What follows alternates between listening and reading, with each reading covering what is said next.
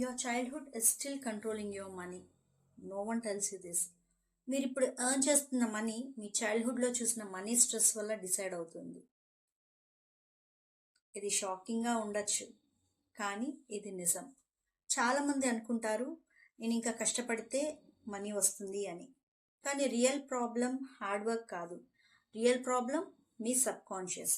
ఈ వీడియోలో నేను చెప్పేది బ్లేమ్ కోసం కాదు, పేరెంట్స్ని జడ్జ్ చేయడానికి కాదు, ఇది అవేర్నెస్ కోసం.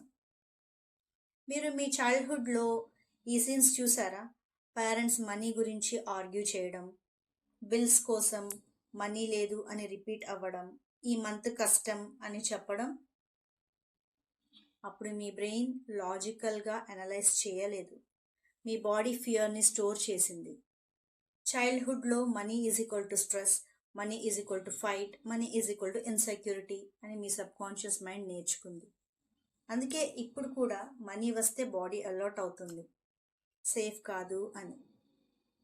అందుకే ఇది జరుగుతుంది. మనీ వస్తుంది కానీ సడన్గా ఎక్స్పెన్సెస్, ఇన్కమ్ పెరిగిన వెంటనే ప్రాబ్లం, ఆపర్చునిటీ వస్తే ఫియర్. లాజిక్ చెప్తుంది ఇది గుడ్ ఛాన్స్ అని, కానీ సబ్కాన్షియస్ చెప్తుంది డేంజర్ అని. అందుకే లాజిక్ ఫెయిల్ అవుతుంది. ఇది మీ పేరెంట్స్ తప్పు కాదు, వాళ్ళు కూడా అదే ప్యాటర్న్స్లో పెరిగారు. మీరు తప్పు కాదు, మీ బాడీ సర్వైవల్ మోడ్లో ఉంది అంతే. గుడ్ న్యూస్ ఏంటంటే ఇది చేంజ్ చేయొచ్చు. ఇప్పుడు ఒక్క సెకండ్ పాజ్ చేయండి, మనీ గురించి ఆలోచించండి. మీ బాడీలో ఏం జరుగుతుంది? టెన్షనా, చెస్ట్ టైట్గా అయిపోవడమా, ఓవర్ థింకింగా?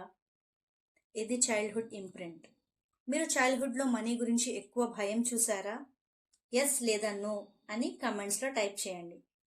నేను మీ కమెంట్స్ అన్నీ చదువుతాను. ఎలాంటి subconscious money truths daily explain చేయాలంటే ఈ సబ్కాన్షియస్ మనీ సిరీస్ కోసం ఛానల్ని సబ్స్క్రైబ్ చేయండి. నెక్స్ట్ వీడియోలో హార్డ్ వర్క్ చేసినా కూడా మనీ ఎందుకు రాదు చెప్తాను. Meet you there.